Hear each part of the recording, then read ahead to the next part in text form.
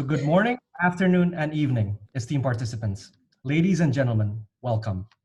My name is Hilmi, JIPA's head of Indonesia, and it is my pleasure to welcome all of you to JIPA's latest Global Connect series, Fireside Chat with the Godfather of Emerging Markets. Now, 3 rules before we start. First, please keep your mic muted throughout the session unless prompted otherwise. Second, you will have the opportunity to ask a live question. Please submit your questions through the Q&A box with your full name and company and location. If the time permits, the moderator will then give you access so you'll be able to turn on your video and audio so you can ask your question live. After the event, you'll be given the chance to give your feedback in our poll. Please do fill that up.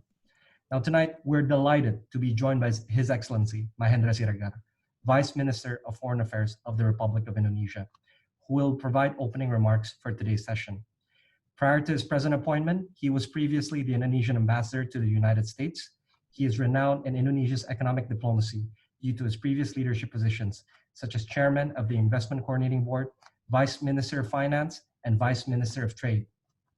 In the private sector, he is no less distinguished, having served and chaired the boards of, among others, Unilever Indonesia, Indonesian Aerospace, Bank Mandiri Europe, and many others. Welcome, Your Excellency. We will be having a fireside chat with our main speaker, Dr. Mark Mobius, founder of Mobius Capital Partners LLP, and famously known as the Godfather of Emerging Markets by Reuters. His investment management firm focuses on investing and improving governance standards in emerging market companies with a clear ESG pathway. Previously, Dr. Mobius was with Templeton Emerging Markets Group for more than 30 years, most recently as its executive chairman. During his tenure, the group expanded AUM from $100 million in only 6 markets to over $50 billion in 70 countries. He has traveled more than 112 countries, mostly emerging markets, with more than 1 million miles and wrote 12 books along the way. Dr. Mobius is recognized as a key figure in developing international policy for emerging markets. In 1999, he was selected to serve on the World Bank's Global Corporate Governance Forum as a member of the Private Sector Advisory Group and as co-chairman of its Investor Responsibility Task Force. Dr. Mobius received his master's and PhD in economics from the MIT, and from what I'm told, Dr. Mobius has spent significant time as well here in Indonesia. Selamat datang kembali, Dr. Mobius. It's an honor to have you with us again. Thank you. We would also like to thank our great supporting partners from 6 international chambers of commerce, and they're also here with us tonight. I shall be recognizing them in alphabetical order of their chambers. First, Lynn Newman, Managing Director of RAMCHAM, the American Chamber. Second, Mr. Edison Bacco, Executive Director of Eurocham, European Chamber. Mr. Jan Roenfeld, Managing Director of Econid, the German Chamber. Ms. Vivian Kusumawardani, Chairperson of ICC, or the Canadian Chamber. Greg Elms, Vice Chairperson of ICCC. Yuhan Lee, Secretary General of COCHAM, the Korean Chamber. And last but not least, our oldest friends, BritCham, the British Chamber, who tonight is represented by its chairman, Ainsley Mann. Thank you, BritCham, for making this inter-chamber coordination possible. Now, His Excellency Mahendra Siregar is also accompanied by Ibu Dewi Wahab, another old friend of ours as well, who is Senior Advisor to the Foreign Minister on Social, Cultural, and Diaspora Affairs. Selamat datang, Ibu. We're also delighted to be joined by senior representation from government ministries, Indonesian missions abroad, and our friends from the media. Tonight, we are joined by a live audience of over 500 plus professionals and executives from 30 countries across 110 cities and every continent except Antarctica. As per usual, our chairman of JIPA, Stephen Marcelino, will be moderating the session. Now, Stephen drives JIPA's strategic partnership to promote business and investment links between Indonesia and overseas partners. He took up this global role after co-founding the Indonesian Professional Hub in the UK, called JIPA UK, where he was executive director between 2015 to 2020. Currently, Stephen is ASEAN Capital Markets Director at Accenture UK, a global management consulting firm. He promotes financial market development across Southeast Asia, working with FS regulators to allow member states to draw up more capital to accelerate infrastructure development. Prior to Accenture, Stephen worked in the Prime Brokerage Division at UBS Investment Bank. Without further delay, the floor is yours, Stephen. Thank you. Thank you, Hilmi, for kind introductions and kicking off our session. We are certainly honored to be joined by His Excellency Mahendra Siregar, our Vice Minister for Foreign Affairs, who will be providing some opening remarks shortly. We will then have a fireside chat with Mark Mobius, as we are covering three main topics of today's session: the changing global order and what it means to Indonesia, COVID-19 impact the investment landscape to emerging markets, and you hear a lot of emerging markets word here today, and the impacts to Indonesia.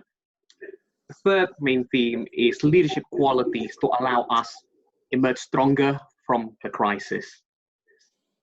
I hear some noises. Perhaps if you're not speaking, perhaps we can keep on mute, if that's okay. Today's Global Connect series is organized by GIPA and supported by Mobius Capital Partners, AmCham American Chamber, British Chamber of Commerce BRICAM, European Chamber of Commerce EuroCham, UCONIT the German Chamber, ICCC the Canadian Chamber, and COCHAM Korean Chamber. As well as thank you to our supporting partner of Ministry of Foreign Affairs, who have helped us across all this year for our global movement. Before we hear the opening remarks from Pak Mahendra, I thought it would be good for me to say a few words about GIPA, and so that our speakers can get to know a little bit more around our membership base. So GIPA aims to promote business and investment links abroad through our highly talented Indonesian professionals and executives who work across 9 key industries in G20 and ASEAN countries. So in order to get a bit of feel around who they are, I thought it would be good for us to do a little Mentimeter. Vijay, if you don't mind just sharing a little bit about our Mentimeter, that would be great. Now, for all of our audience, before hearing our speakers, I thought it would be good if everyone who are listening and tuning in, both via Zoom and Facebook Live, to go to www.menti.com. So feel free to use your phone. On the menti.com, you'll be asked to enter a code. So please put down 231056.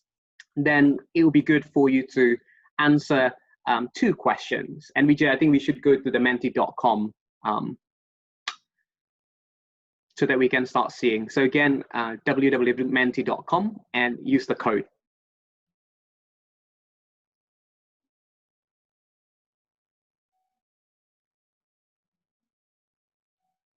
Ooh, there's a lot already.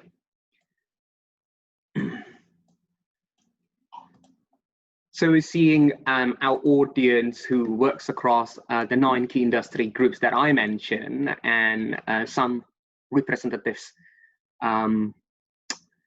outside, those who also work in Indonesia. So that's good to hear. It's quite a bit of skew in financial services, professional services, the consultants, the lawyers, the auditors, a bit of technology as well. It's good mapping. Again, for those of you who have not shared your entries, go on to the menti.com with the code there.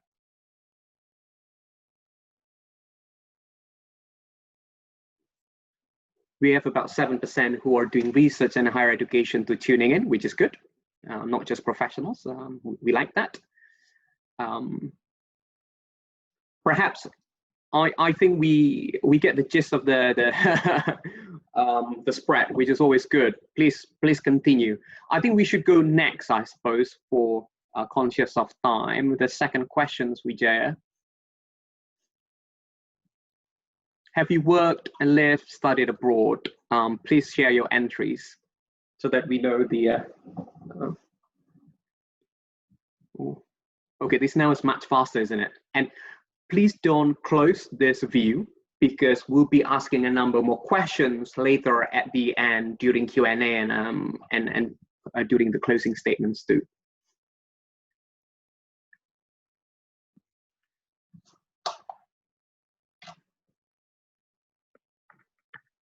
Fantastic. I think it's sufficient, but please do use menti.com for those of you on the line but have not used it. We're keen to make this a little bit more interactive than usual. Great. I think we can close this off, Vijay. So to His Excellency Mahendra Siregar, you've seen a little bit of the the breakdown of the audience who are tuning in, with about 75% based working abroad currently, split quite nicely across EMEA, Americas, and Asia Pacific. A good chunk of them working in financial services, professional services, technology, but we have quite a good representation across different industries. Now, I thought it's a fantastic opportunity to have yourself, who are spearheading Indonesia's economic diplomacy effort with fantastic Indonesian missions, embassies, and consulates that present across the world, for you to be able to share a little bit, what's your view, as well as latest updates on Indonesia. Pak Mahendra, over to you.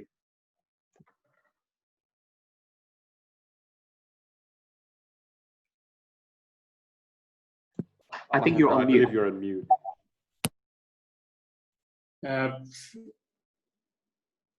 Okay, thank you very much, Stephen, Hilmi, and all GIPA members, and of course Mark and the international chambers participants and colleagues. It's my pleasure to be here, and since this is Saturday, and this is, I think, probably the downside risk of this virtual world.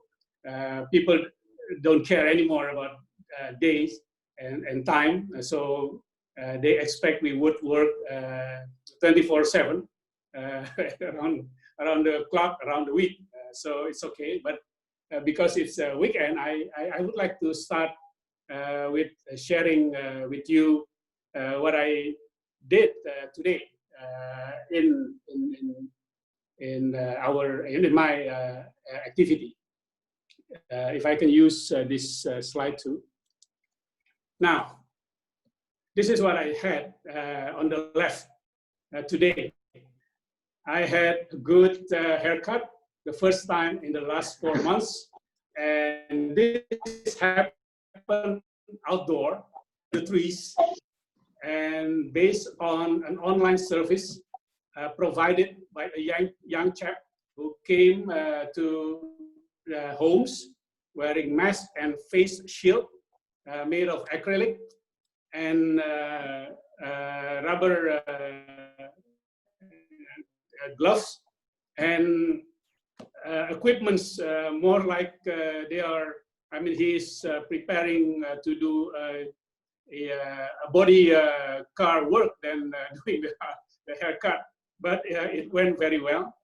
What I'm trying to say here, that this situation on the downside, I think we all know all the risks and the consequences, but on the upside, this man, as well as hundreds and thousands of others, young Indonesians, now have become entrepreneurs, skilled entrepreneurs. He used to work in a hair salon in Jakarta, but now, because of the situation, he could not operate earlier because of the partial lockdown. Now he owned the business and he traveled, and this chap is very busy. I had to make reservation 8 days in advance. So there you go. So that is a kind of service is providing me with creativity, productivity, and innovation. Now, on the right side, this is the brand of the mask that I use, which is a surgical face mask. I want to share this because 3 months ago, Indonesia was in the crisis of getting access to facial masks, especially for surgical standard, as well as we had situation in accessing to protective equipment, and of course, therapeutical drugs and ventilators and many other equipments related to the health treatment toward COVID-19 patients. The issue was, of course, parts of the world, and especially those that provided the raw materials of these products, had imposed lockdown or restrictions of exports. So the whole world was in a very critical situation. Now, 3 months afterward, we produce this mask from end to end, made in Indonesia, from the raw material. Now we start exporting that as well. And we do not stop there. This is my second slide.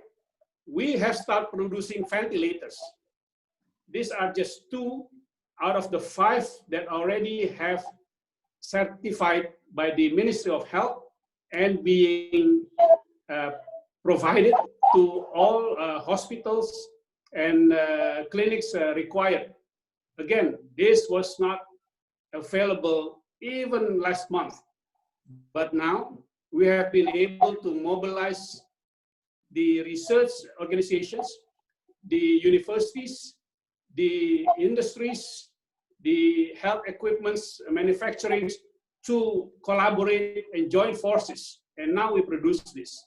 And we are going to escalate the production of that. So these are about the upside risk of what happened of the COVID-19. And the last slide I want to show you is the air quality of Jakarta this afternoon. For those of you who know Jakarta very well, we are somewhere ranked around Beijing usually. But now, the lowest number is the better quality. The highest number is the worst quality. Jakarta, where I live, is Pasar Minggu, is basically in par with Tokyo.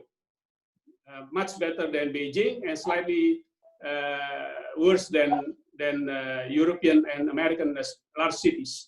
So that's what have transformed in the daily regular life of an Indonesian. We didn't have these things just 3 months ago or even last month.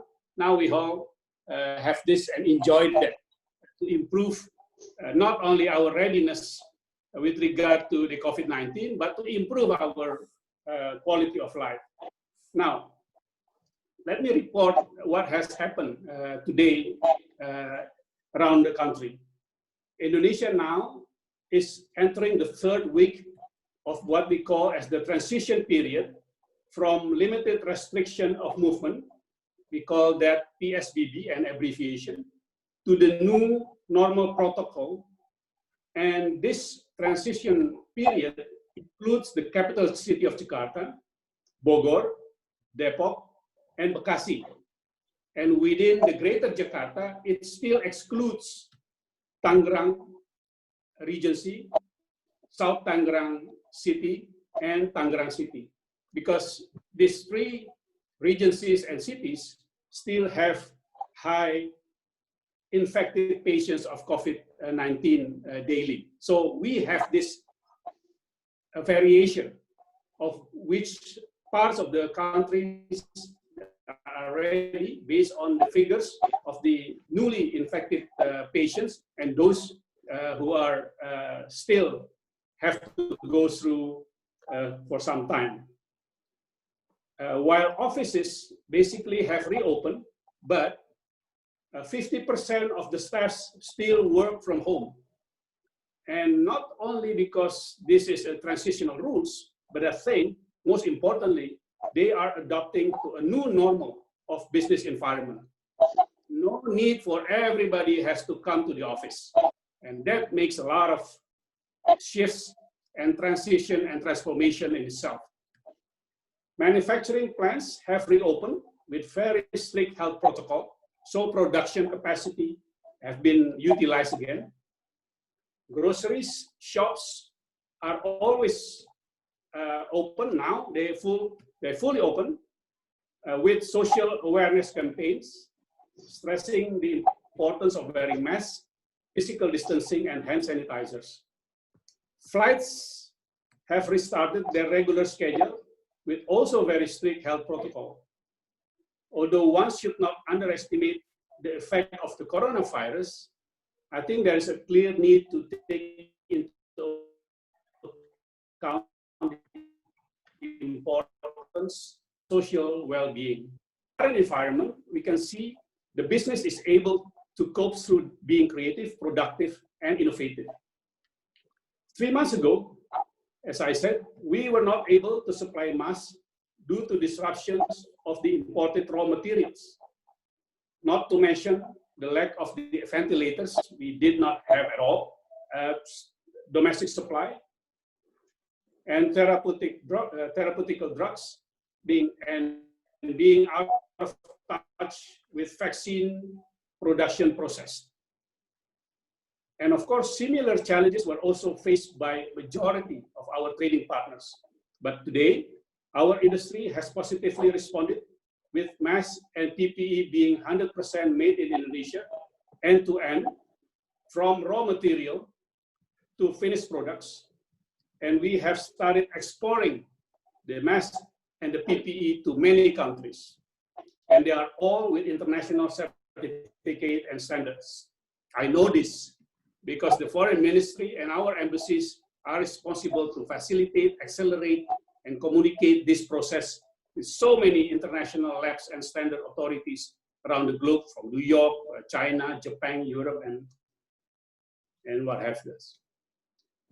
And with regard to therapeutical drugs, Indonesia was particularly exposed as we import up to 90% of active pharmaceutical ingredients from overseas.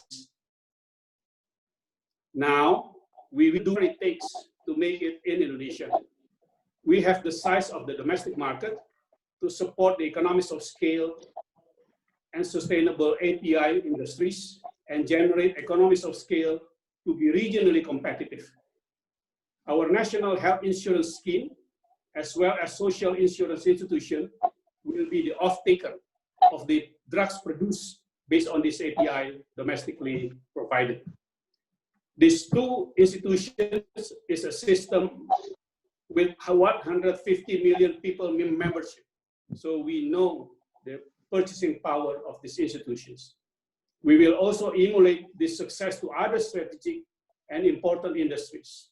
And of course, behind the API industries, behind the raw material for the therapeutical drugs, we also have the petrochemical, the oleochemical, as well as the biochemical and herbal manufacturing industries. So it's a complete set of integrated industry that we have on our land.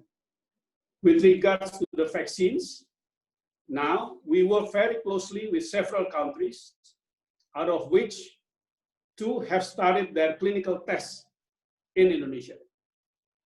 What does it mean? It means Indonesia, with the experience close to economic collapse and political disintegration in the late 90s during the Asian monetary crisis, that has successfully turned around into the largest presidential democracy in the world. That is Indonesia back then.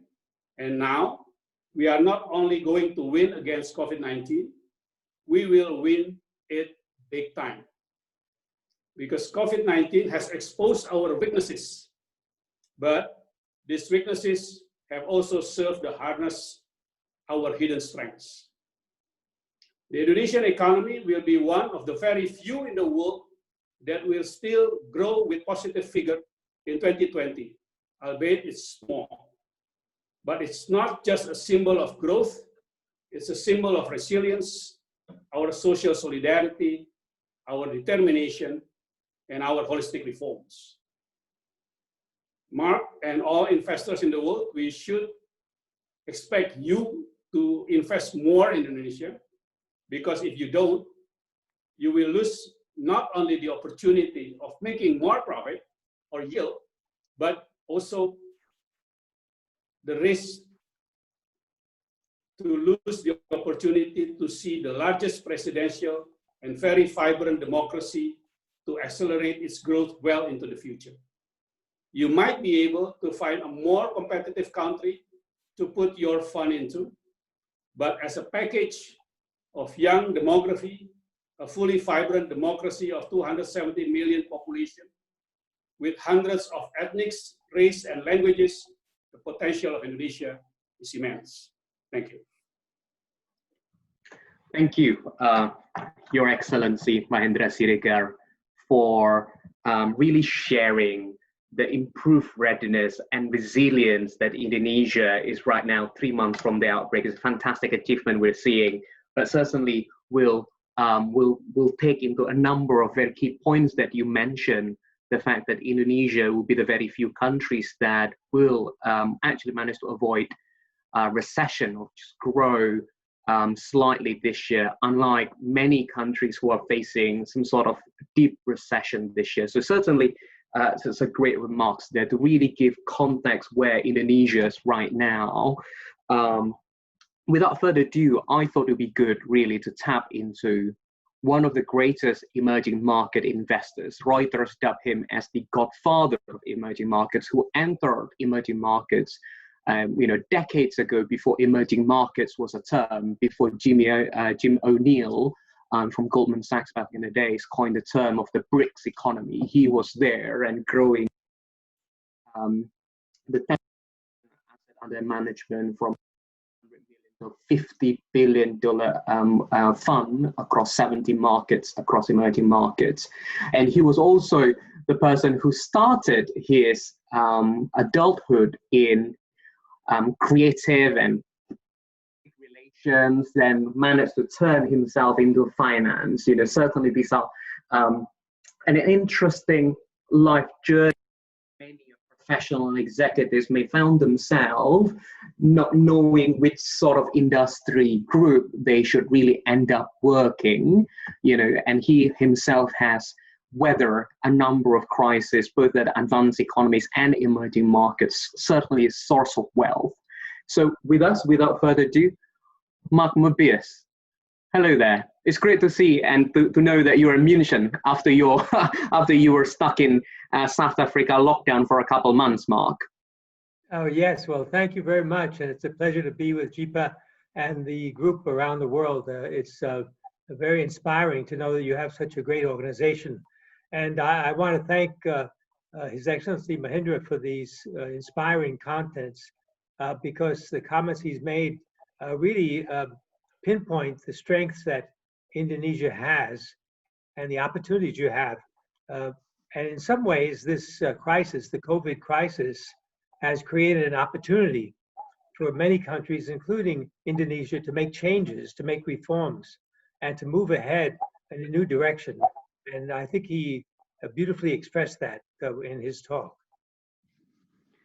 Fantastic. Thanks, Mark.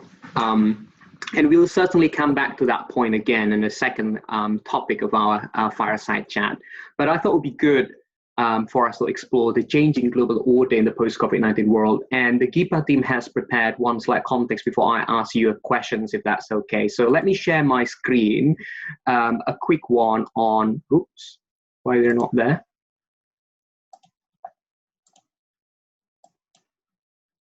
Yeah, it's here.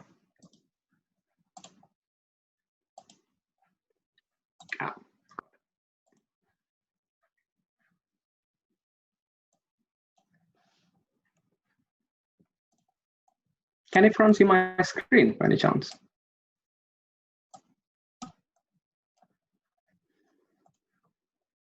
I can see the overview of the changing global order. Oh, there you are. Fantastic. Very good, very good. Well, the team has really tried to summarize the four time horizons of the changing global order since the post-World War modern history, with two superpowers emerging. And then we've seen how the Soviet dissolved, and we are entering 1992-2008, where is the post-Cold War period and emerging markets boom. Then we've also seen the shift from the West from 2008 to 2016. And right now we are at the rising global tension. We're really seeing rising global tensions and economic protectionism marking in 2016 with Brexit vote leaving the European Union here in the UK, as well as across the pond with US President Trump entered office, and among other reversal, rivalry, tensions we are seeing across the globe. We're going to come back to Indonesia later on, but that's what we've seen around the shifts in the changing global order with the rise of some emerging markets, namely China and India. Now, my question to you, Mark, do you see COVID-19 pandemic further accelerate the change in global order? And what's your projection around these shifts as we enter the next decade, 2020, 2030? Well, in some ways, you could say that the COVID-19 crisis has accelerated the, how can I say, balkanization of the world, in the sense that more and more there's going to be unilateral agreements between countries rather than multilateral agreements.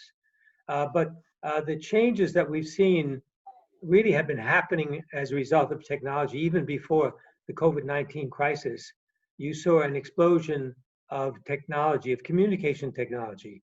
So today, for example, every year, 1 billion smartphones are being sold. So more and more, in every corner of the world, you have people with a very, very powerful computer in their hands. The smartphones we have today have more power than the computers that were used by the United States to put people on the moon. So you're in a situation where news travels at the speed of light, and you're getting very, very quick reactions to what's happening. Now, one of the consequences of this information explosion is the growing realization of the China growth, the growth of China, and China becoming a world power. And of course, there's been a reaction in the US, and Trump probably best exemplifies that reaction, but we must not limit it to Trump, because the realization in the US of their weakening power in the world was very, very evident by many people.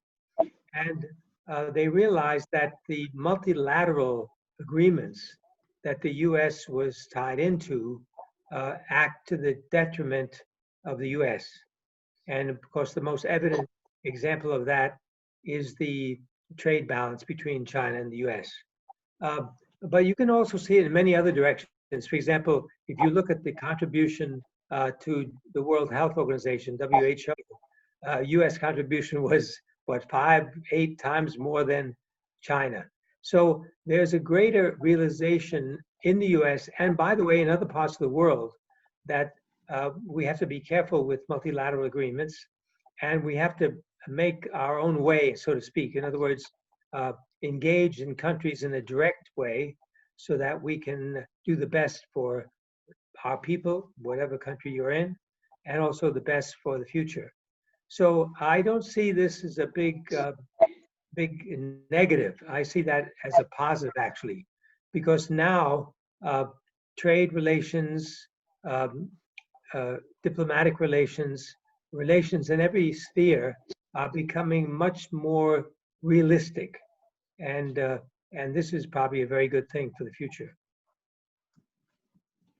And how do you see with the pandemic, do you think that the shifts will even be greater, and the change of this perhaps unilateralism will move even further from the trends that we witnessed pre-COVID-19? Yes, I believe the trend will be accelerated, but you must remember, unilateralism does not mean the end of globalization. You still will have globalization on a huge scale, and the mere fact of COVID-19 information being shared around the world is one example of the globalization. Now, it doesn't mean that people are traveling or meeting each other from one country or another, but they can meet, as we're doing, on the internet. And in some ways, it's much more effective because you can get more and more people together to discuss various issues. So many people point to an end to globalization, and I say no, there's not going to be an end. There's actually being an acceleration as a result of COVID. Makes sense. Thanks, Matt, on that. As we live now in a more turbulent global economy with crises happening more frequently, some people saying that some crisis happenings every decade, but maybe not, maybe more frequent than that. How do you foresee the source of the future crisis, say, within the next decade? Would the next black swan occur in emerging markets, or would it be in the OECD advanced economies, do you think? I think when you look at the global picture and what I was just mentioning, the spread of information around the world, the next so-called black swan, the surprise event, will happen in both places because both the developed and the emerging countries, because of the information flows and the flows of people around the world. So COVID was not isolated to China. It may have started there. Of course, even that is a question mark, whether it actually started in China, but it spread very rapidly around the world, and it didn't differentiate between developed or emerging countries. So I believe the next black swan will probably be related to technology. It may be related to a sort of a worm that gets into the international financial infrastructure and causes a crisis of some nature, like something of that nature. I think is quite possible. But I think you got to believe that it's going to be a global one. It's not going to be in one single country, because anything that happens will spread throughout the world very quickly. Well, I mean, if you are suggesting that the world may see a so-called black swan coming from potential technology shock or another shock from a financial market infrastructure, then I think many countries should really be preparing for that in a post-COVID-19 world. So thanks for mentioning some of those thoughts. And I think we mentioned this, how the changing global order, with the rise of China, we've certainly have witnessed a rise of investment coming into China in the past. And I thought it would be good for us to move on to the second theme of our fireside chat around the impacts of the investment landscape, the emerging markets, and specifically Indonesia, post COVID-19 as well. I thought it would be quite nice. And the team also prepared a little context slide for us to take a look. Let me just share my screen.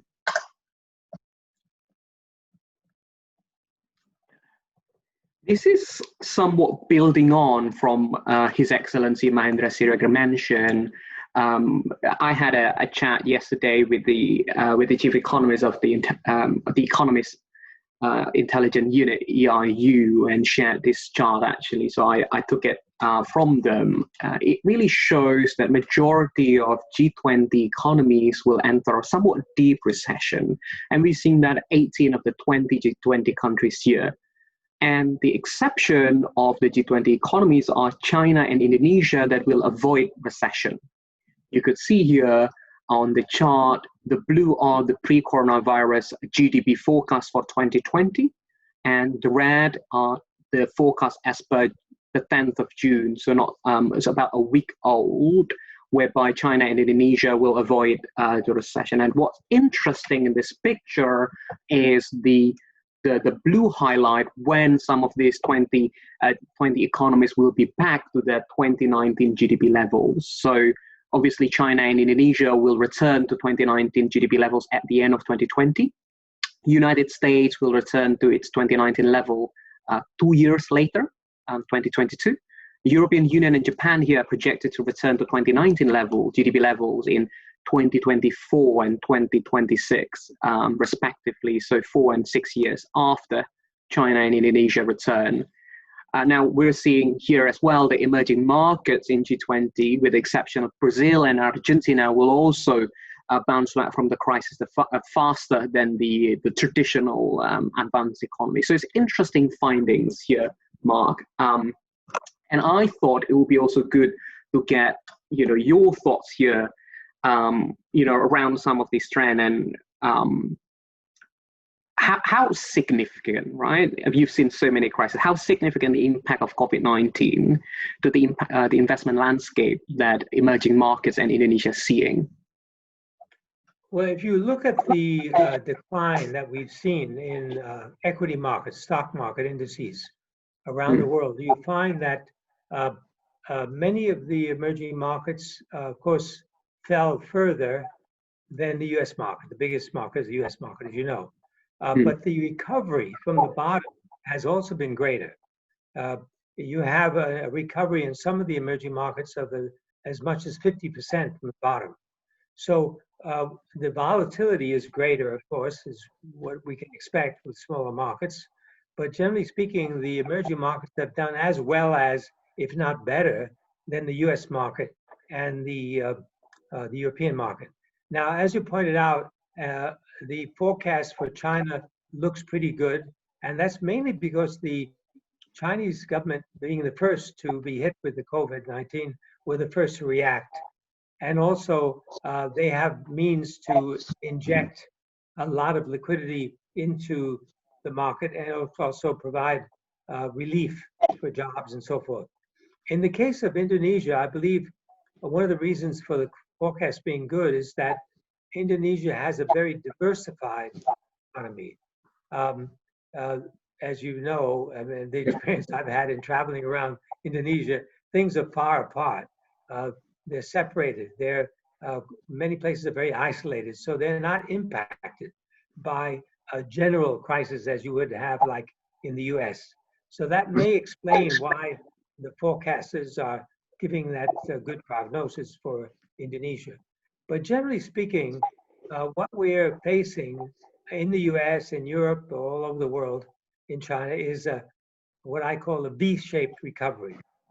In other words, we've had a very sudden decline, and we will have as sudden a recovery.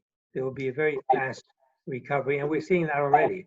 You must remember the stock market is a leading indicator. It tells us what is going to happen. And the recovery of 20, 30, 40, 50% from the bottom of the equity markets tells us that these economies will recover very, very quickly. And we're already seeing that around the world. Here in Munich, I was out walking along the street, and the Zara store had a line of people waiting to get in.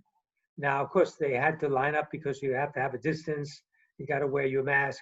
But the reality is that people are eager to get back into economic activity. And once governments lift the restrictions that they have imposed, you will see a very rapid recovery in these economies. And that's a global phenomenon that we will see. Great to hear from you on that, Mark. So thanks for that. And if you also touch on the first theme, we touch on some of the trends that we've seen pre-COVID-19, and as part of that, multinational companies and investors are trying to diversify their global supply chain, and some of the biggest beneficiary has been Southeast Asia. And some experts were suggesting that this trend may continue. So I thought it would be quite good for you to perhaps just try to project what would it take for the next industrial revolution to actually happening in Southeast Asia, and perhaps how can we make it happen in Indonesia as more of the trend of growing number of multinational shifting more of the productions in a lower cost locations, with China getting a bit more expensive here. And I know you wrote some of the articles that these are the type of trends that will continue, and whether investors will look into Southeast Asia as really the next growth opportunities for them. Mark? Yes, well, one of the results of the US-China trade war was that, of course, US imposed much higher tariffs on Chinese goods. And a lot of the manufacturers in China were faced with higher wage rates, which has been occurring for the last 10 years. So many of these companies now search for other places to manufacture, not only to capture lower cost labor, but also to capture the US market. Because if you export from a country that's friendly in trade relations with the US, you'll have a better chance to prosper. And in fact, I know one company in China, one of the largest manufacturers of baseball caps in the world, moved most of their production to Bangladesh. So they could export to the US and around the world, and also capture a much lower labor rate market. So the supply chain diversification is ongoing. It's happening now. Now, is that harmful to China? No, not really, because China was already in the path towards diversification of the manufacturing base. And also, China is focusing on technology rather than low-cost labor. So it's sort of a win-win situation for China. And oddly enough, the US is nudging China in the direction in which China should be going anyway. It'll be beneficial for China. Now, this is going to be beneficial for a number of countries, including Indonesia. You've already seen what's happening in Vietnam.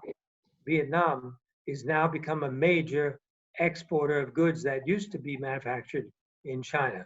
But it's more than that, because you've had, for example, Samsung, which I believe now accounts for 20% of Vietnam's exports, because the Koreans went into Vietnam and established huge factories to produce all kinds of electronic goods. So it's going to happen. It's already happened in Bangladesh, I mentioned. It's going to happen in Indonesia. It's going to happen in many African countries have low-cost labor that could be utilized, so forth. So I think we're going to see this kind of a diversification of the supply chain globally, which will be fine. I mean, this will be a very good thing. Now, the good news when you're doing this is that the technology helps you, because you can now communicate and remotely control from the US or from Europe or from wherever you are controlling a factory remotely. And you can have conversations like we're having now and get a very, very quick analysis of what's happening in your factory on a global basis. So I think this is going to be a very, very, very interesting trend going forward. Now, the question is, how can Indonesia capture this trend? And you only have to go to one source. The World Bank has a ranking of countries in terms of the ease of doing business, the ease of doing business index. You have to look at where Indonesia stands in that index, and it'll give you some insight into what has to be done. Because if you look at the ones at the top, you'll see there's Taiwan, there's Korea, there's Hong Kong, and you have to ask yourself, what are these countries doing that makes them attractive for investors? And if Indonesia emulates them, they will definitely get lots of investors. Fantastic. Thanks, Mark. And soon I'm probably going to bring in Pak Mahendra to the discussion here.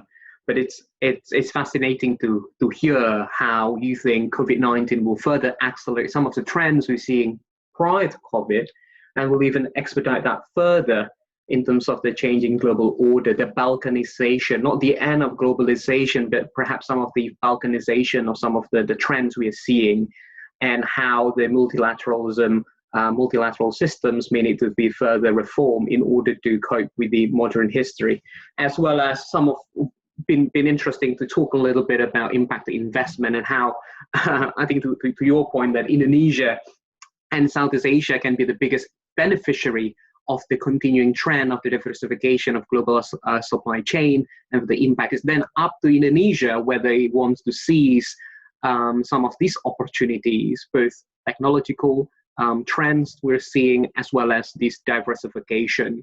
And I think it's certainly something that GIPA here is championing, the need of human capital, a strong human capital that can help Indonesia to really bring the next, or maybe the fifth industrial revolution home, to really leapfrog itself into the next industrial power.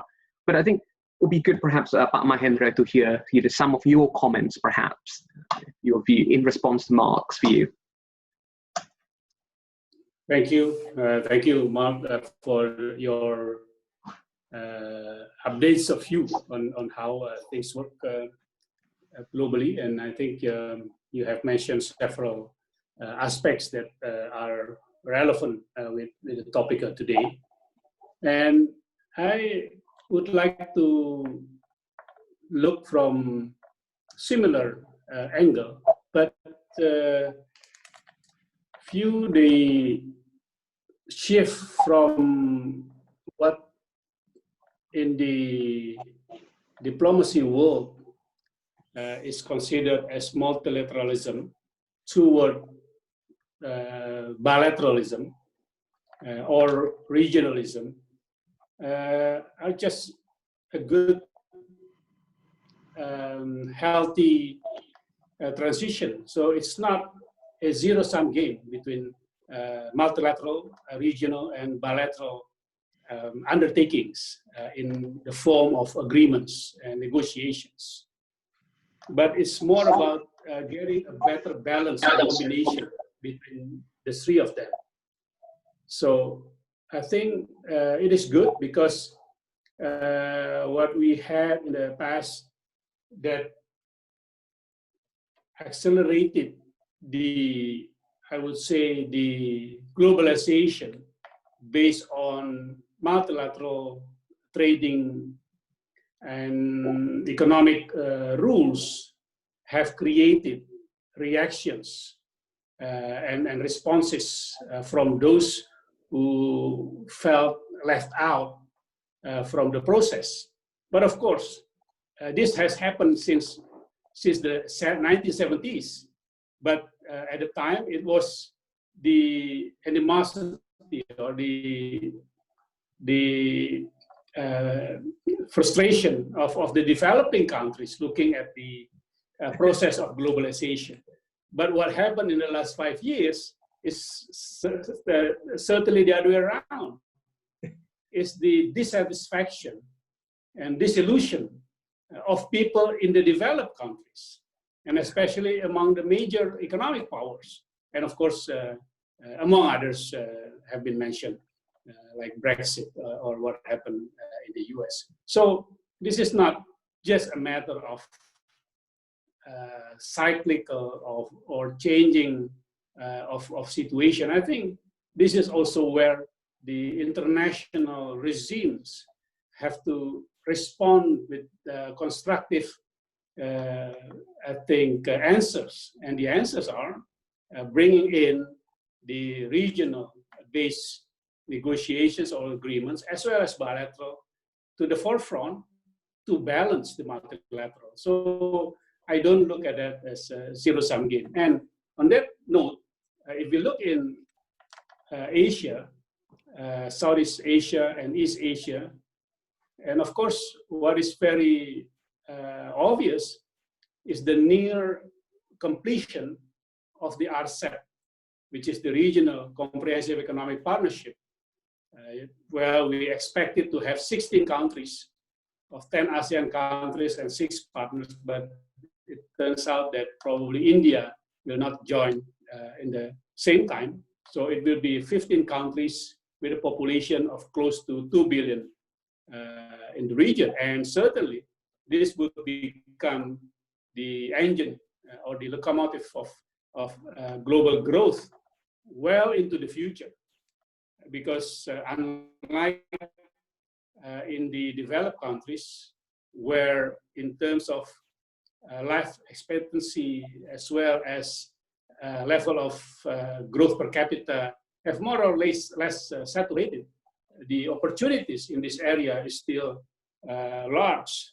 And what Indonesia would like to bring into even a larger picture is to look through the whole Indo-Pacific area, not just ASEAN and ASEAN plus 5 or 6, but the whole Indo-Pacific area, because from the eastern part of Africa to the western part of the Pacific, these are the engine of growth, and also at the same time, and we haven't talked about geopolitical, where the issue of stability, political stability, issue of security, issue of sustainable development are very key to ensure that we are not only going through a shift in the global situation during and post-COVID, but also going through a much more stable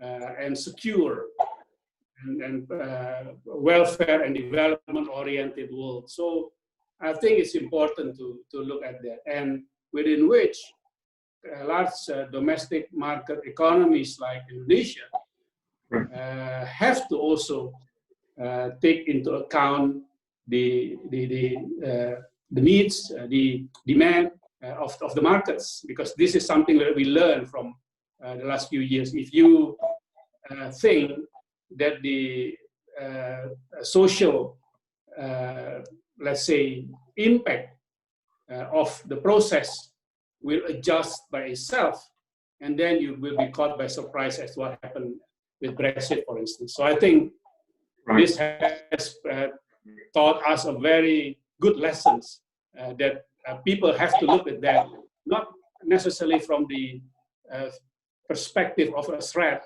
but perspective of improving and keeping the better balance of all the activities going on.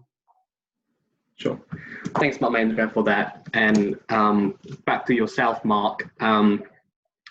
So certainly it's been a fascinating conversation, and I think when Mahendra also added the importance of Indo-Pacific region, and I feel strongly that Indonesia is at the heart of those two oceans, and certainly there is a role that we need to look further here. And perhaps if I just add a little bit around the ease doing business, Indonesia right now is at the top 70th something ease of doing business index, which is a remarkable improvement from I believe Indonesia has rose about 25 steps or something, or 30 steps from the 90 something rank. And I know the Indonesia. When I was the chair of BKPM, it was still 126. 126. There you go. So you're right. 5 years ago. His Excellency Mahendra certainly was our investment chief back in the days. We chairman of BKPM, and knows this number a lot more. And I think from you taking the helmet in BKPM, Indonesia has gone the long way. And I know the current cabinet is trying to ensure Indonesia reaching the 40th rank at some point. It's an ambitious goal, but I think hopefully this is exactly the type of appetite that investors are looking for, the improvement or acceleration in Indonesia's ease of doing business, to what you mentioned, Mark. I think we have a long way to go, but I think we're moving in the right directions. And hopefully COVID-19, again, to what Mahendra mentioned at the beginning, with only 3 months, Indonesia can do end-to-end on something. And I'm sure post-COVID-19, if Indonesia put the right mindset with the right human capital, then I think Indonesia will be able to do end-to-end in a number of things. And hopefully that 40th rank will be achievable. Now, I've already been pinging by our team that there is a growing questions mark. So I thought it would be good for us to move to Q&A very soon. And perhaps before we move to a Q&A, I have one question before we kick off the Q&A. So for those of you who have questions, please drop your questions with your full name, company, and your role, so that we can capture that. It would be good also if you mentioned where are you right now, which part of the world. And perhaps the third theme, Mark, that we haven't touched on is your personal journey. Right. I mean, you've seen a number of crises I mentioned throughout decades of your globe-trotting, your adventures around the world. As a business leader, what's your success recipe to allow you emerge stronger from those difficult times? And how much does this translate to your investment decision? Well, first of all, let me say that the excitement that I feel towards the potential of Indonesia is very, very high. I think there are incredible opportunities in Indonesia. I love visiting Indonesia. I like the people. The people are very friendly and helpful. And it's really interesting in a way, we're sort of repeating the voyages that took place in the 14, 15, 16, 1700s. Magellan, when he went around the Cape of Good Hope, was looking for Indonesia, the Spice Islands. Columbus was looking for Indonesia, the Spice Islands. So Indonesia still has the incredible lure to investors around the world, and I believe that will continue. It has incredible riches. Now, in terms of our philosophy, obviously we're investing in companies. We're investing in equity markets. And when we invest as not as an owner only, but as a person to see if any improvements can be made in the governance. In fact, our book, Invest for Good, emphasizes good corporate governance. So when we look at a company, of course, we go through the numbers. What's the earnings growth going to be like? What are the debts of the company? Are they too heavily indebted? what is return on capital, etc. After all that is done, and we find a company that looks reasonably cheap, we then look at the management. We then ask the question, will this management do well towards the shareholders of the company and towards the community? Will they look at the environment? Are they doing anything harmful to the environment? Are they treating the workers well? So the ESG, the environmental, social, and governance aspects are very, very important. And they always have been. Although ESG now is a buzzword, a buzz initials, we would say, actually we were looking at these aspects right from the very beginning when we started investing in emerging markets. So I believe going forward, these factors are become more important, and governance is going to be probably at the top of the list. Fantastic, thank you, Mark. And we have questions coming in now. Probably to start with, I will ask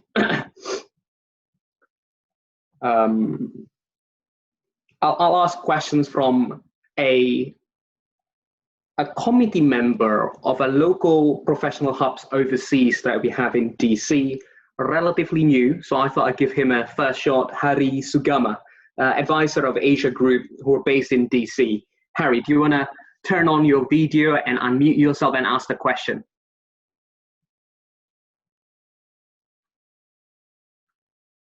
Do we have Harry on the line? Oh, there he is. Yeah. Hi, Harry. Yeah, Hey, hello.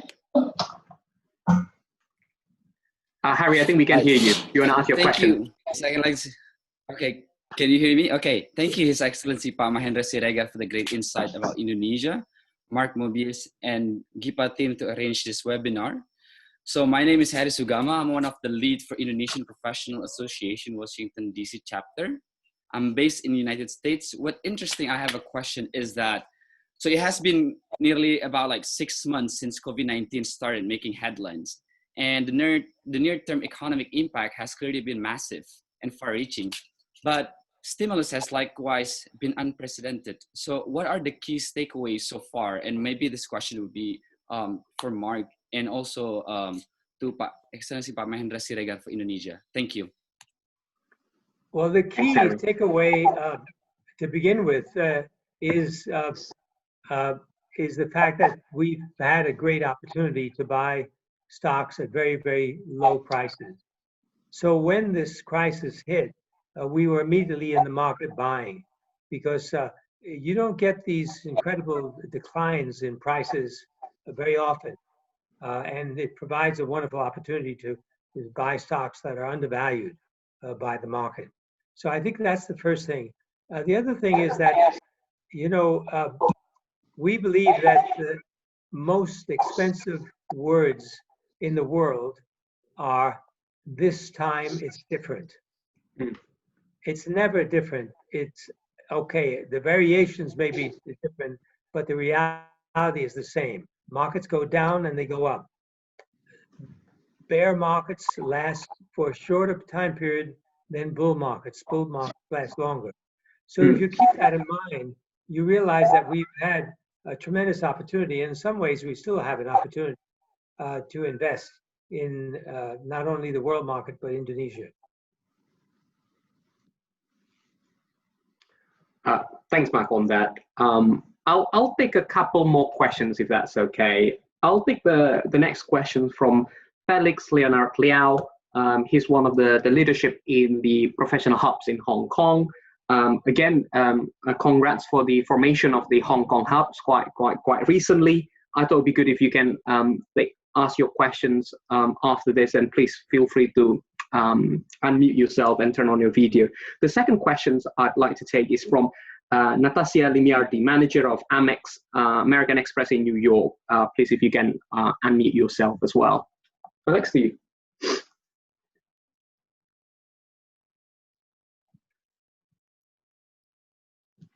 Is Felix Liao on the line?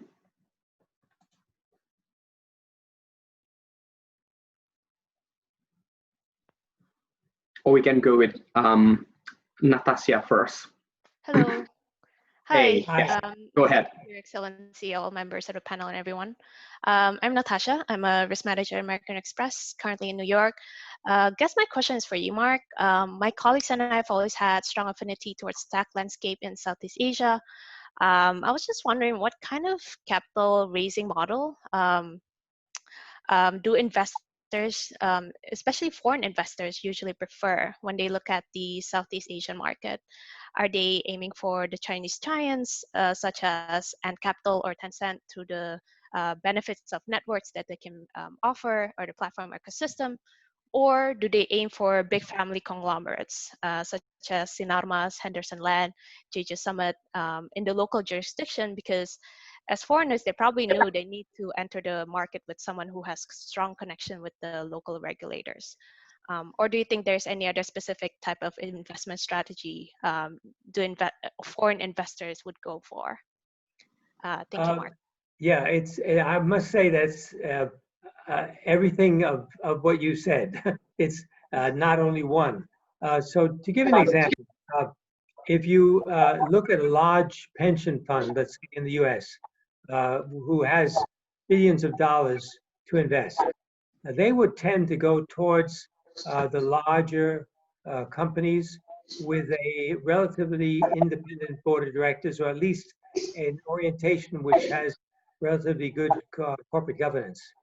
But then if you go to the huge private equity funds, as you know, there's billions of dollars of private equity available around the world, they would tend to go towards the family companies with the idea of changing the company to become more, how can I say, corporate friendly, or corporate governance friendly, so that they can raise the value of the company.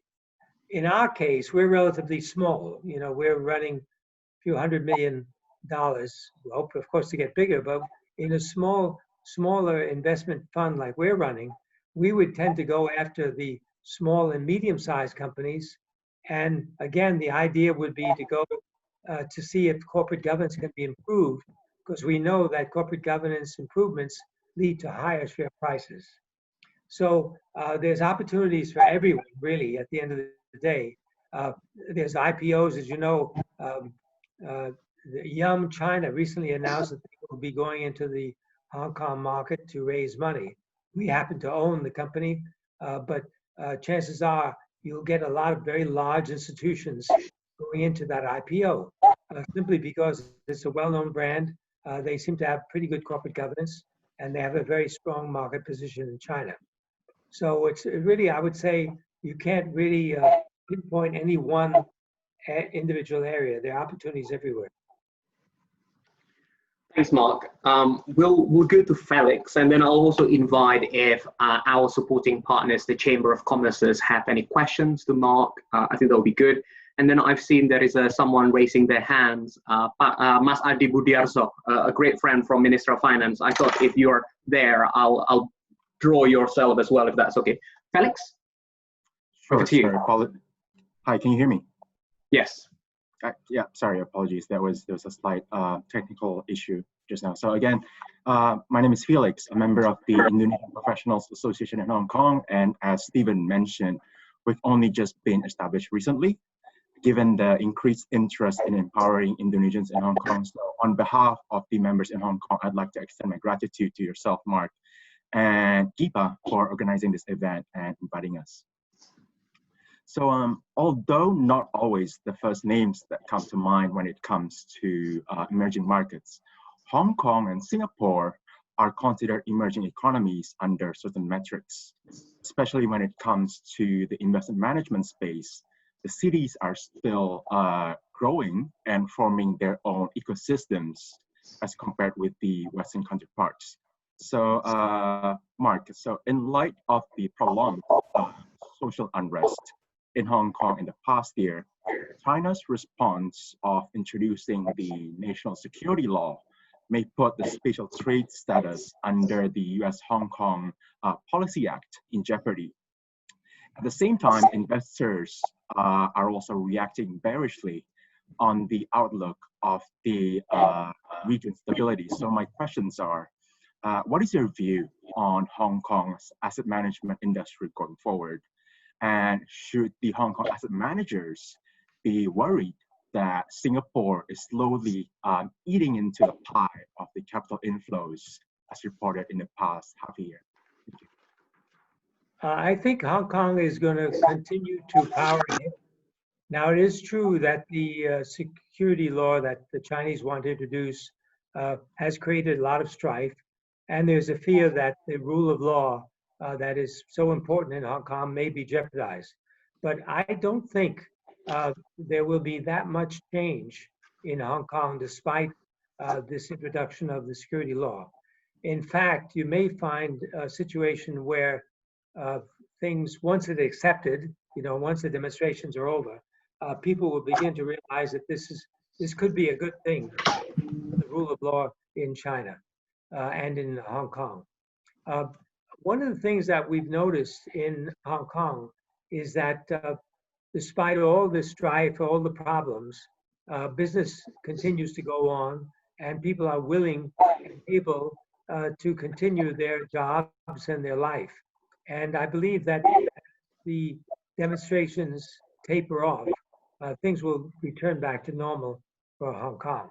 You must remember that a lot of people in Hong Kong are afraid of the integration of Hong Kong into China, but actually this can be a very powerful thing for Hong Kong.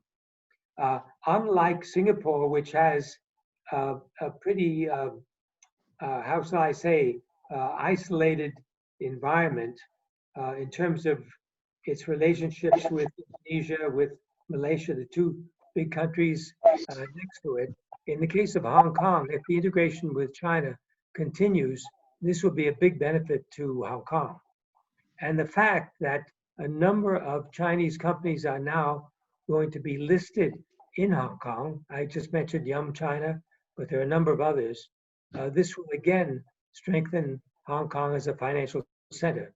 So in answer to your question, I think fund management in Hong Kong will continue to be very, very good and will enable people in Hong Kong to take greater advantage of what's happening in China. By the way, I wrote a piece for Barron's magazine you might want to read. And there I mentioned that I have great nostalgia for Hong Kong because I lived there for so long. Yes. And of course, we would love things to continue the same as was before, but we have to accept reality. It's no question that Hong Kong will become part of China, and you've got to accept it and move on. Thanks, Mark, on that. I'll bring in Aldi Budiarso. Mas Adi, you on the line?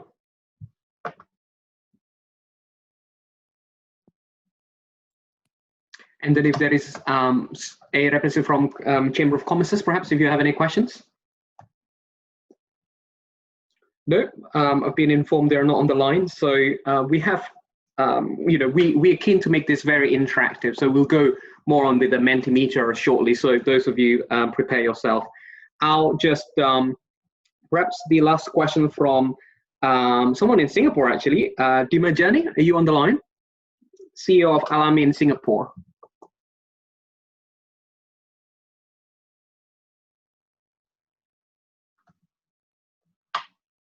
Dimajani, if you're on the line. Hello. Hi. Hi, Steve. Hey, Dima. Can you hear me? Yeah, Yes. Thank you very much. Thank you, Your Excellency, Hendrik Reger, for the beautiful insights, and Mark to share some of your thoughts on the emerging markets. So my quick question to Mark is that understand that debt level has grown in unprecedented level, especially after the global financial crisis and the current COVID situation. What do you think about all of these debt level, especially on the advanced economies? Would it decrease the trust level on different countries holding that papers? And how would the economic system be kind of get impacted going forward in the next decade? Thank you very much. Thanks, Dima. Marco, if you could also perhaps add your views on the emerging markets as well, the level of debt on top of what Dima just mentioned, I thought it would be quite nice if you are if you're concerned at all.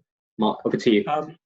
Well, you know, this is an incredible opportunity for emerging markets around the world who need money, because interest rates in America, in Europe, and the big piles of money in Japan are at historically low levels. In fact, as you know, in Europe, they're even at negative levels. So this is an incredible opportunity for emerging countries around the world who need finance to get it at very, very cheap prices. Now, the question is, will these debts ever be repaid? And of course, this is a question that has to be asked. And the answer, of course, is this bad word I think many of the emerging country governments don't like.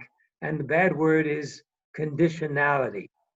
In other words, if these countries get this money, and they will, of course, the multilateral institutions and whoever is investing in these bonds and making these loans must ask the countries, look, what are you going to do with this money?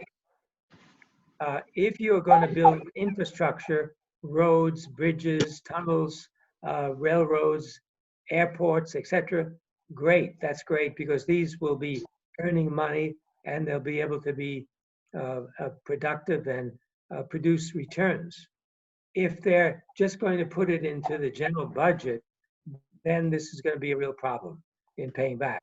So I think the big challenge now for these countries and people who are making these loans is to insist on conditionality and insist that specific projects be set up to provide employment.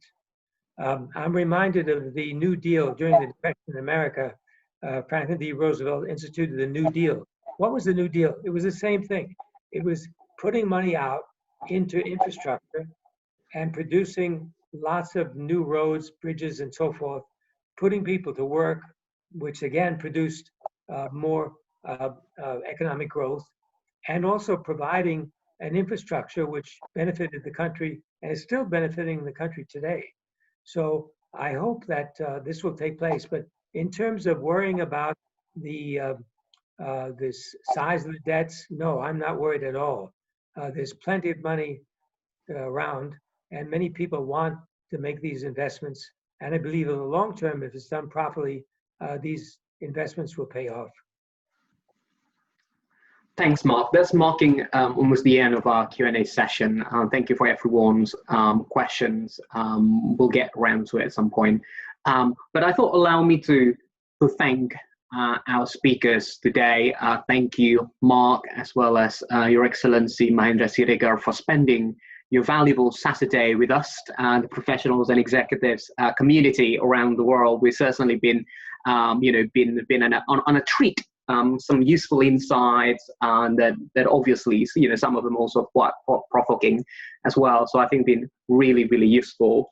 And allow me to just do a quick closing statement before we ask the audience again to do some voting. So we like to make it a little bit interactive, if that's okay. Okay, I'm just sharing my screen quickly. Yeah. This is where we are. Can you see my screen okay? Yeah, if you can, right? So this is where we are. So these were the changing global order that I'd like to come back with. And I'm keen to bring the Indonesia elements out more. Obviously, we see the Indonesia there in red and it's growing. Obviously cannot be compared with India and China, who has been growing rapidly, as you could see, and with the declining shares of GDP in the United States, UK, and the more European economies. You could certainly see it in Japan in a purple color. And around the 4-time horizons, obviously I like to just refresh a little bit. In the 1945, with Indonesia's independence, soon after, a few years later, Indonesia was one of the key founding nation on the non-aligned movement. Obviously, there was two superpowers at the time and the two blocks of the Western and the East blocks, but Indonesia strategically chose to remain neutral and free from either of the blocks, and starting the NAM, or Gerakan Non-Bloc, in Indonesia, we said it.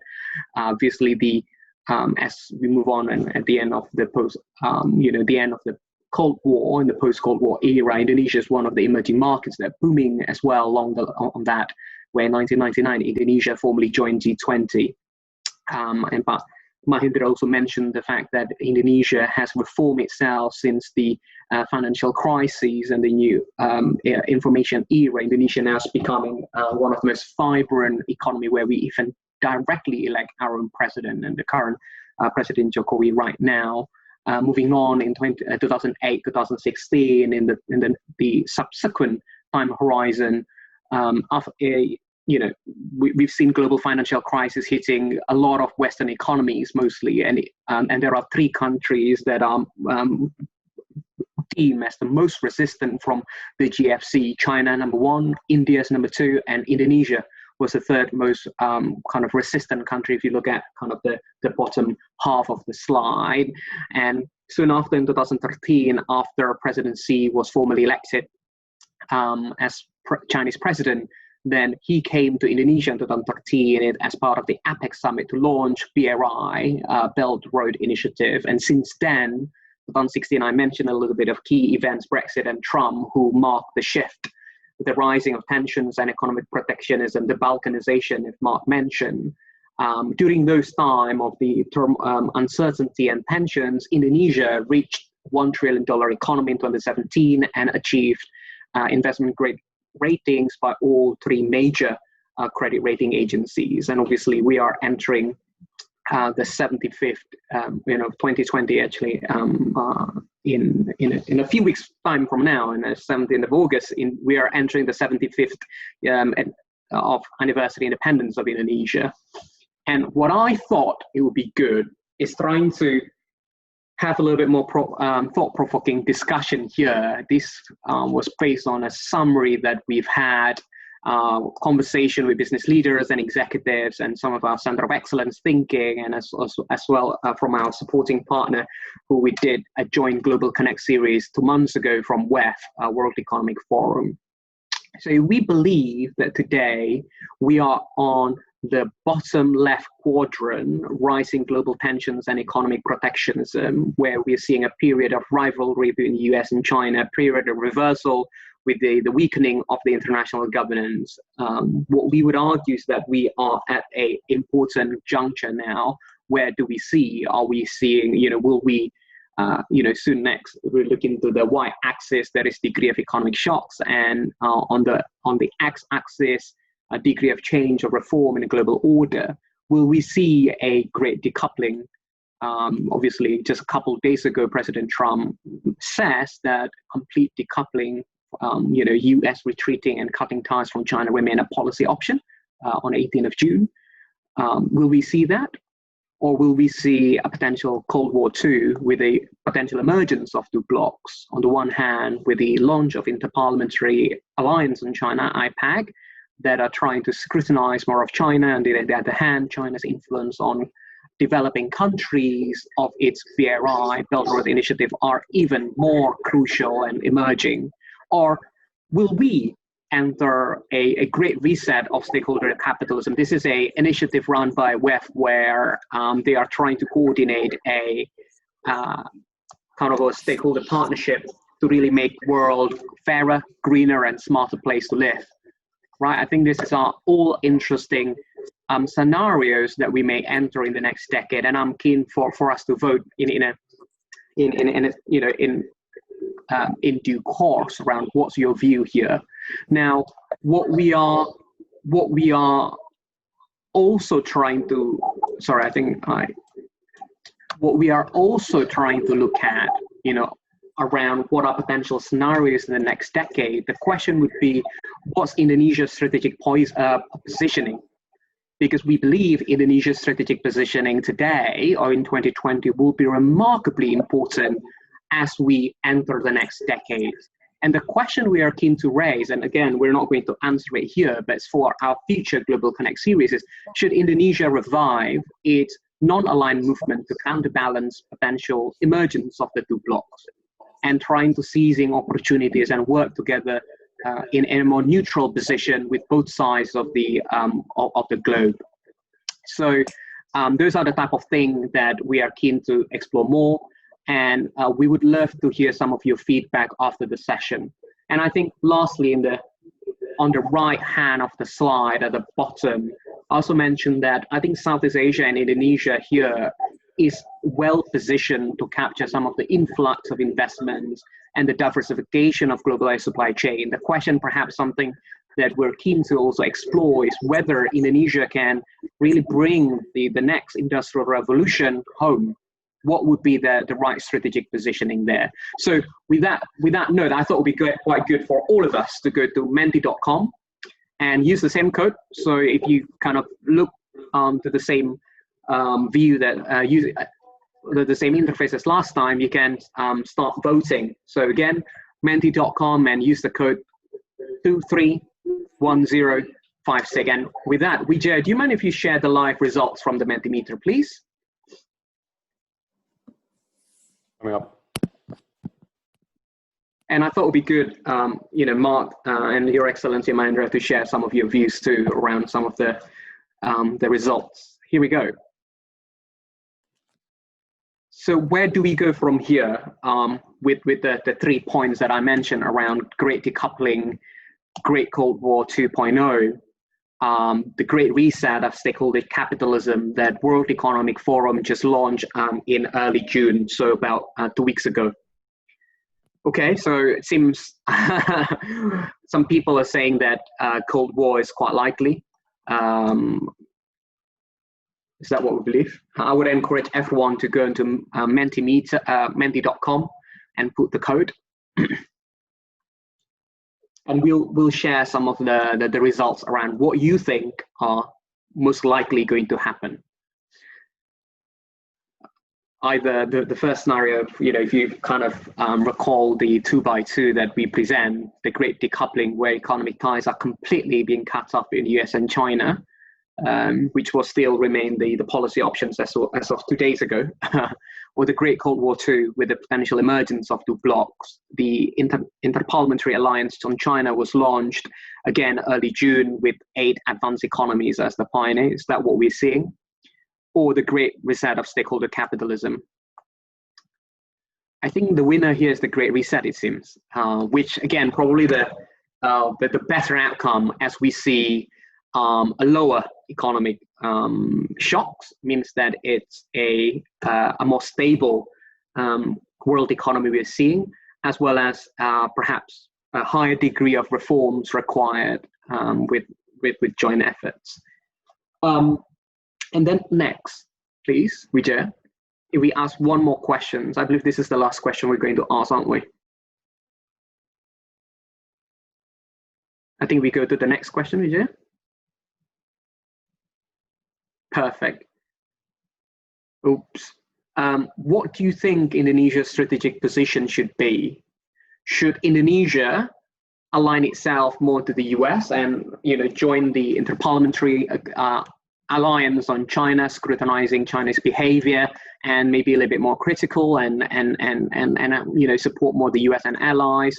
Or do we think that Indonesia should revive its non-aligned movement to really counterbalance the potential emergence of the two blocs, US-led and China-led perhaps? This is where Indonesia can band up together with emerging markets outside of the two blocs, to really counter growing influence that they have. Or maybe Indonesia could also be more pro-China and benefit tremendously from multi-billion investment from Chinese BRI investment, whatever investment structure that they usually bring. I think there is no right and wrong answer here, but it seems that our audience liking the middle option there, 78%. I'm not sure why our sentiments towards US is not particularly great then, not sure. But I think there is no right or wrong answer there, guys. But thank you for casting your vote. I think this is good. I think we should stop sharing now. On that note, Just 1 minute, one-liner remarks from yourself, Mark, and Your Excellency Mahendra before I hand it over to Hilmi. Mark?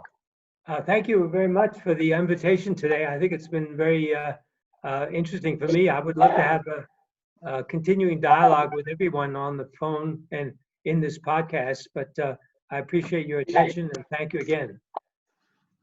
Thank you, Mark. Mahendra?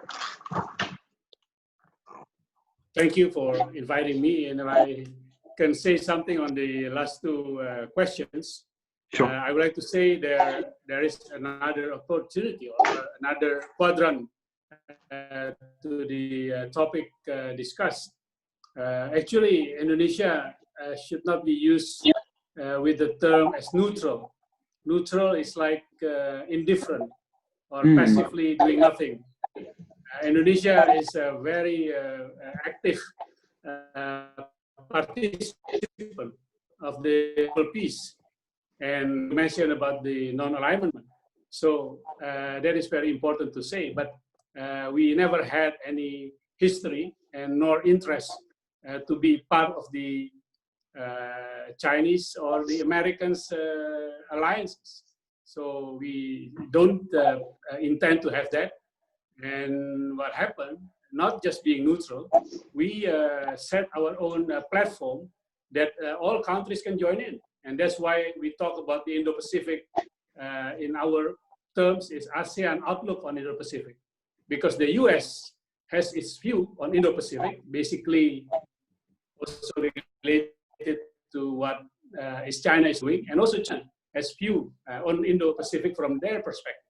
So Indonesia, and through ASEAN, want to make sure that the Indo-Pacific that we have are open, are inclusive, are development and welfare oriented, and very pro peace and stability. And within that, all the major powers, including the US, including China, are participants and very supportive to our concept. So Indonesia has never been neutral as such, being passive and indifferent. We are very active, and we are also active now to set our own platform that would not only be the third line or the third opportunity, but also the alternative to all that everybody can join in. Thank you. Thank you. Fantastic, Mahendra. Thank you for that. And probably just before I hand over to Hilmi, I would encourage all professionals and executives across who are working abroad to stay connected with us at GCS. And if you do not have your own professional hub on your country, either you're in G20, ASEAN, or a number of our important markets for us, then stay connected. We'd love to connect you to the nearest professional hub that belong to you, or you could start your own. So please do get in touch with us and the team here, Hilmi, Stephen Wijaya, on our global secretariat. Hilmi, to you. Your Excellency, Dr. Mobius, Ibu Dewi, Edison, Yuhan, esteemed participants, thank you very much for spending your Saturday evening with us. We hope that you enjoyed the discussion as much as we did. Thank you for gracing us with your presence, your insights. Please, everyone, do follow our social media, GPA at gpa.id on Instagram, LinkedIn, and Facebook to stay posted on future events. On the 18th, we'll be having our first digital global Going Global series, focusing more on career development for students, early career professionals. We're running this workshop as graduates all over the world enter the toughest job market in recent history. On the 1st of August, we'll be having another Global Connect series marking the occasion of the 75th anniversary of Indonesia's independence. Don't forget to fill out the event survey, and thank you, everyone. See you, everyone, soon. Have a good evening. Thank you all. Thank you.